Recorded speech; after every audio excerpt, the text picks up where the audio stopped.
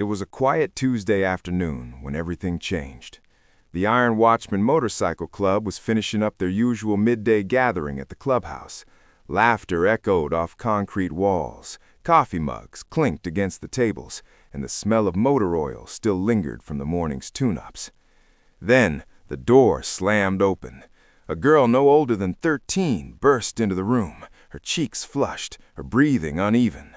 Her mother followed close behind, trying to catch up, her eyes scanning the room full of leather and steel. The girl's name was Lily, and her family had been part of community charity rides with the club for years. She wasn't known for drama or attention-seeking. If Lily said something mattered, people listened. She stopped right in front of the nearest table, where 3 bikers were playing cards and sipping black coffee. Her voice trembled slightly as she spoke, but the urgency was crystal clear. "There's a man at the park," she said. "He keeps taking pictures of the kids." Conversation stopped instantly. Someone dropped a playing card without noticing. The air shifted. In a room where most had seen fights, fires, and long rides across state lines, this kind of fear felt heavier. Lily continued, explaining that the man sat on the same bench every day, always at the same time. He pretended to photograph the row of parked motorcycles, but his phone was angled toward the playground. Her mother confirmed it, saying she had seen him do it more than once. That's when Ryan, one of the younger riders in the club, leaned forward and broke the silence. "Let's not jump to conclusions just yet," he said, "but we're going to check it out." The next afternoon, 5 members of the Iron Watchman rode out together, not in full formation, but with quiet purpose. They didn't wear their full club colors, no engines revved for attention. Instead, they parked their bikes at a respectful distance from the town park, far enough to avoid suspicion, close enough to see. Ryan, David, Marcus, Joel, and Anthony spread out under the trees and bus shelters, pretending to check phones, drink coffee, or talk about parts and chrome. But their eyes all landed on the same man. He arrived at 4:15 exactly, just as Lily and her mother had described. He looked ordinary, late 40s, maybe early 50s, jeans, jacket, a baseball cap pulled low. He walked with a slow, practiced pace and sat on the 3rd bench from the left, near the playground fence, but not too close. He reached into his jacket, pulled out his phone, and started doing what looked like scrolling, but it wasn't random. It was patterned, measured. Every few minutes he lifted the phone, as if snapping photos of the motorcycles parked in the lot nearby. But something was off. His head didn't follow the lens. His eyes never tracked toward the bikes. Instead, they drifted toward the jungle gym, the swings, the children laughing and tumbling through the late afternoon light. Ryan noticed it first. The man's thumb moved deliberately, the unmistakable motion of pressing the shutter button. Then he lowered the phone, checked the screen, and slid it back into his jacket.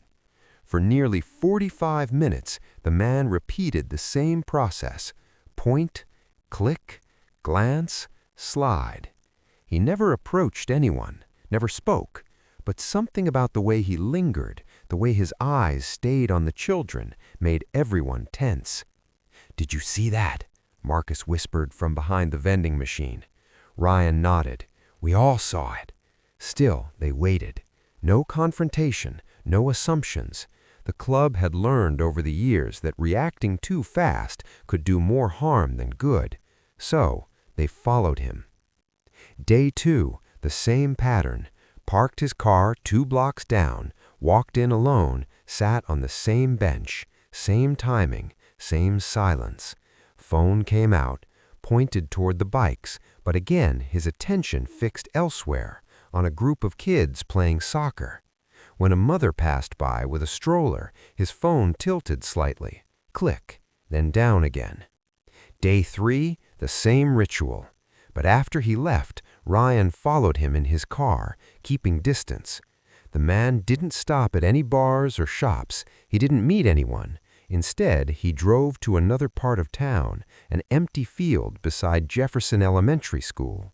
Then the next day, another location, a community square where children often gathered for weekend events. Every time the man positioned himself just far enough away to avoid suspicion, always alone, always watching. On the fourth evening, Ryan brought everything he'd seen to David, the club president. David didn't speak at first. He picked up the phone, dialed a number, and waited. After a short conversation with a contact in local law enforcement, he hung up and looked at Ryan with a grim expression. "His name's Daniel Hayes," he said quietly. "He's flagged in 2 different states. No criminal charges, no official arrests, just multiple reports over the past 6 years. Different towns, same story. A man matching his description, alone in parks, photographing children." The room fell silent.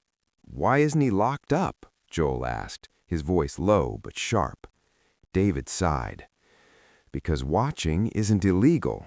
Taking photos in public spaces isn't illegal, not until he crosses a line." "But what if he already has?" Anthony said, clenching his fists.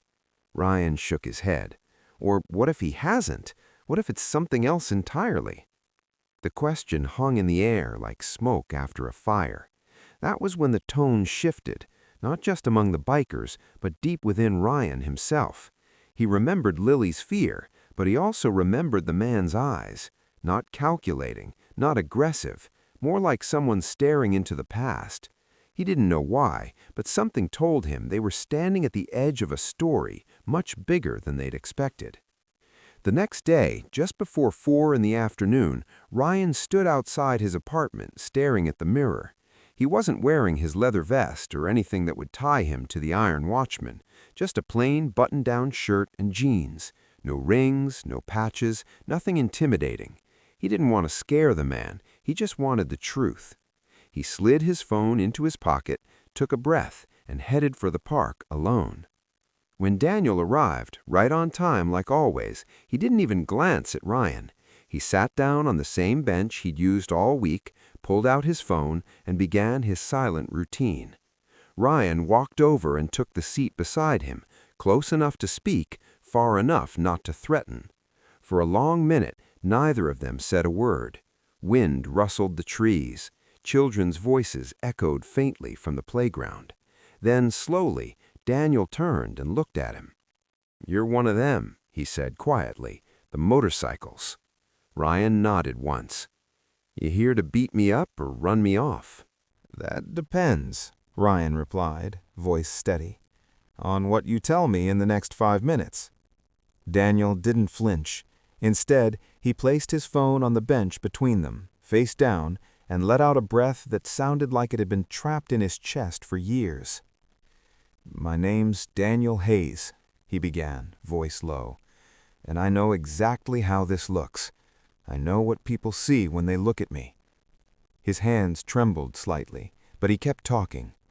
7 years ago, my son Michael disappeared. He was 8. We were living in Tennessee back then. It was a Sunday afternoon in May. I went inside to grab some sandwiches. I was gone maybe 4 minutes. When I came back out, he was gone. Just gone. Ryan felt his stomach drop. He'd expected excuses, maybe even deflection, but what he heard was pain, clean and raw.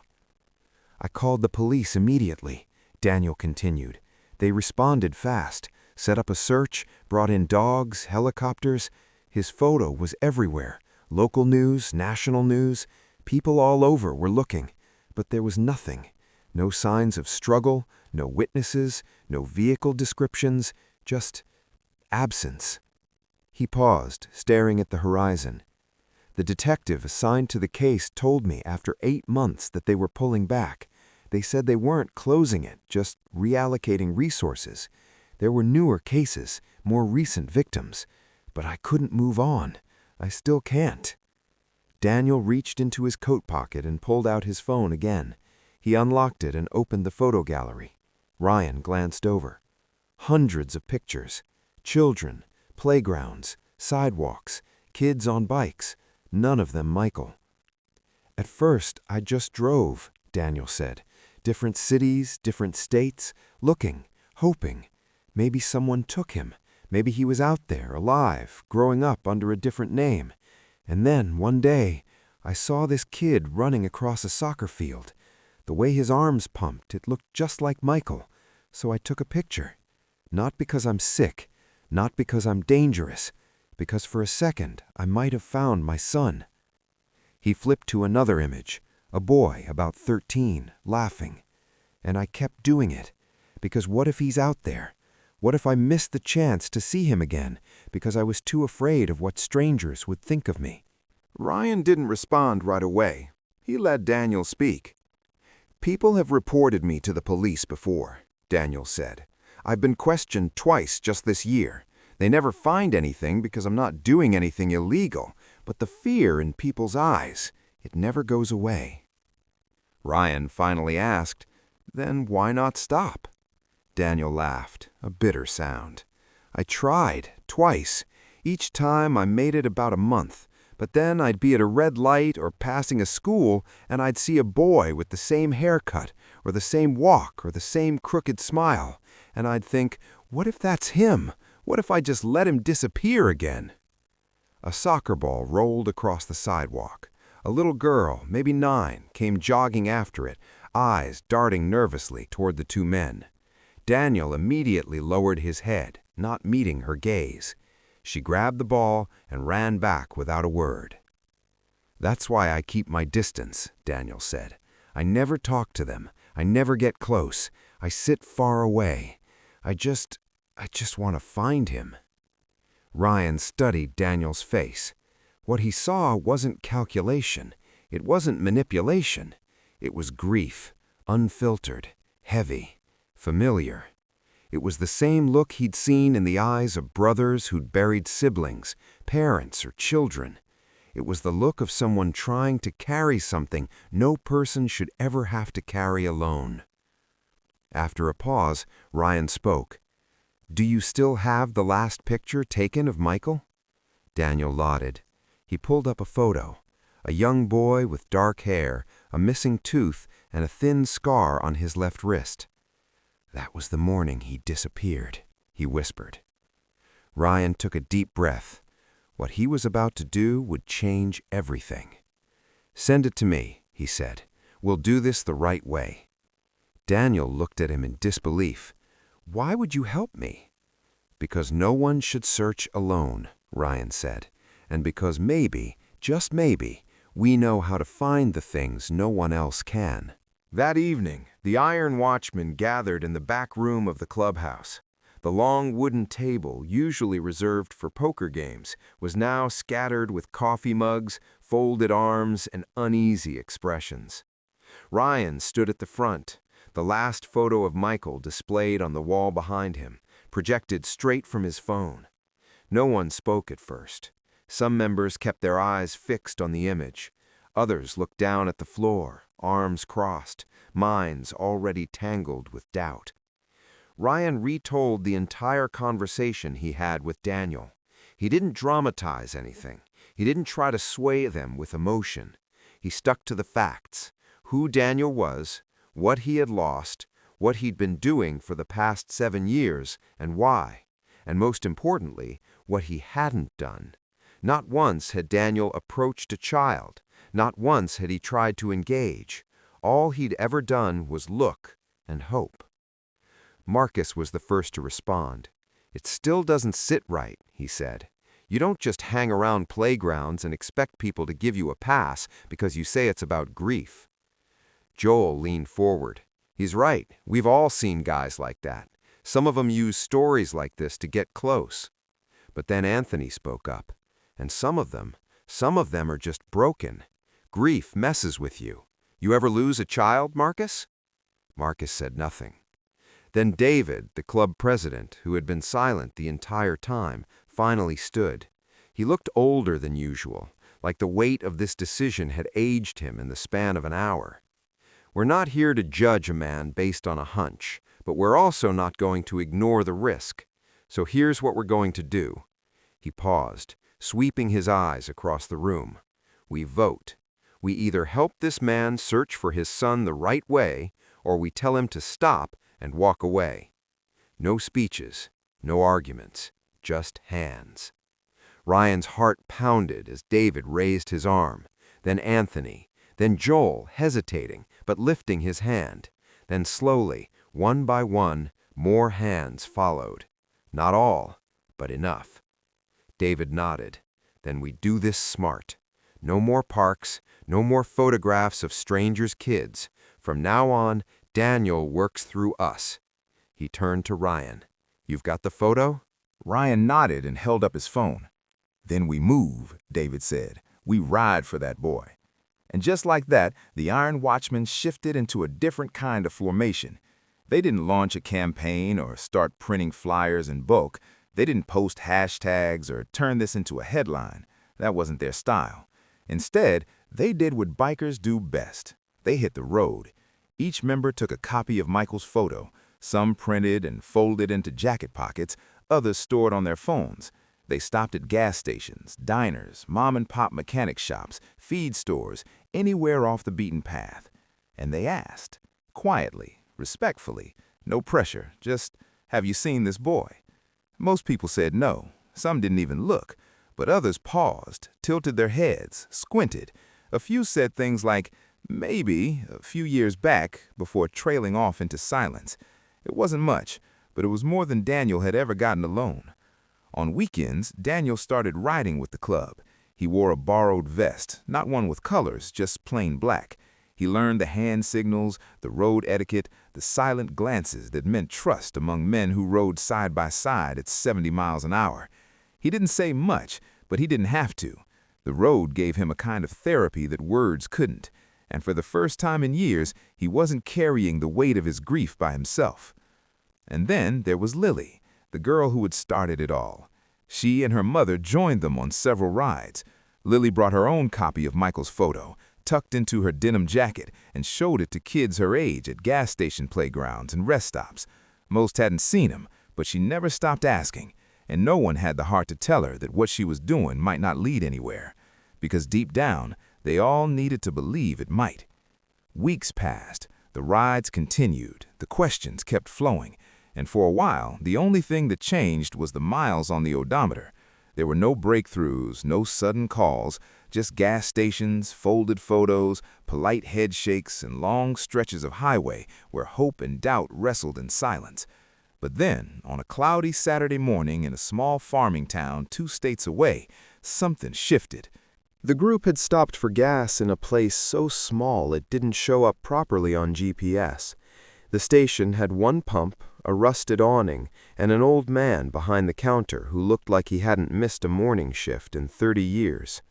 Ryan showed him the photo of Michael, just like he'd done 100 times before, not expecting anything. The old man took the picture in both hands and stared longer than most. "Looks a little like the boy that helps out at the elementary school down the road," he said slowly. "Does odd jobs, janitor work. Been around for a couple of years, I think. Kid's quiet, keeps to himself. Always polite. Don't know his story, but the eyes. Yeah, they remind me of these." Ryan's pulse kicked up, but he stayed calm. "You sure?" The man nodded. "Not 100%, but worth a look. The school's only 2 blocks south. Red brick building, blue roof. Can't miss it." Within minutes, Ryan had sent word to the rest of the group. Daniel arrived first, followed by Lily and her mother. They stood together on the edge of the gas station parking lot. It was the first time Daniel looked genuinely afraid. Not the quiet, buried grief he wore like armor, but fear wide in the eyes. Fear of hope. Fear of being wrong. Again. The group walked slowly toward the school, boots crunching over gravel, no one speaking. When the building came into view, Daniel stopped. His breath hitched. "What if it's not him?" he whispered.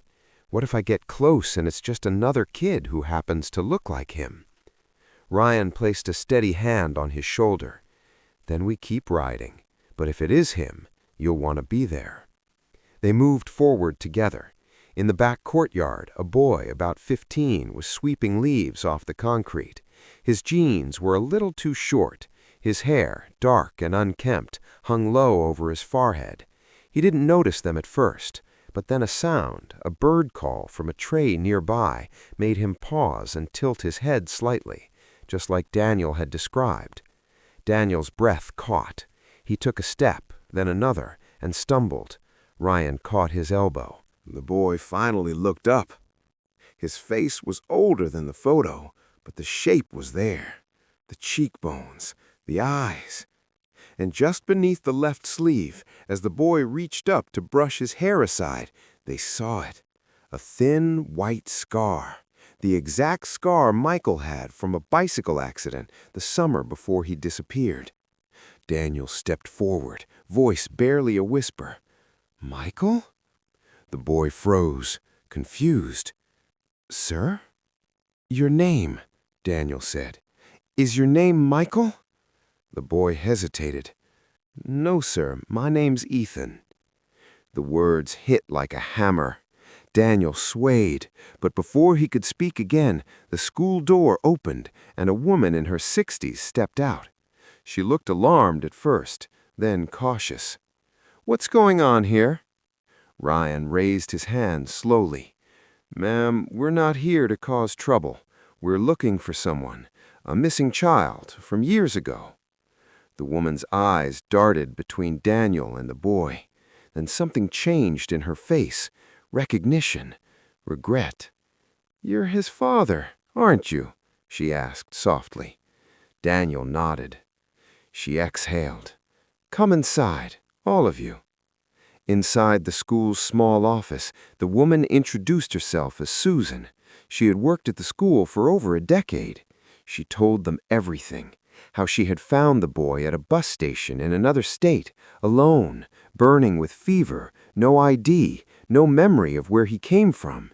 She had called the local clinic, the police, but there were no missing person matches in their system. So eventually, he stayed, quiet, scared, searching for a name. He had chosen Ethan. And somehow, they'd both made peace with the silence of the past. Ryan said nothing. Daniel could barely breathe. Then the boy, Ethan, looked at Daniel. "Do you sing off-key?" Daniel blinked. "Every time." The boy's mouth curled. "I dream about that sometimes. A song I hated, and a stuffed dog." "Captain," Daniel whispered. "Gray fur, one eye missing." The boy's eyes widened. Ryan didn't move. No one did. Outside, the wind picked up. Leaves danced past the window. Inside, a silence settled. But it wasn't empty. It was waiting. The DNA test would take time. The paperwork, the questions, the legal steps, those were still ahead. But in that small school office, what mattered most was the quiet understanding between a father and the boy he'd never stopped searching for. Ethan didn't remember everything, not clearly. But when Daniel spoke of Captain, the one-eyed stuffed dog, something clicked. A memory stirred. Not perfect, not certain, but real. Ethan looked at Daniel and asked, "Are you really my dad?" Daniel nodded, voice thick. "I never stopped being." There were no tears, not yet, just the weight of years between them, slowly lifting. Susan, the woman who had cared for Ethan, admitted softly, "I thought no one was looking. I was wrong." Outside, the bikers waited in silence. When Ethan and Daniel stepped into the fading sunlight, something had shifted. It wasn't a perfect ending, but it was a beginning. Over the weeks that followed, Ethan visited the clubhouse. He met the men who helped find him, rode on the back of Ryan's bike, laughed at Daniel's bad jokes, and slowly he began to remember. One afternoon, Lily handed him a new photo. "This one's for the next chapter," she said. "You're not lost anymore." Daniel placed it beside the old photo in his wallet. For the first time in 7 years, he didn't feel alone.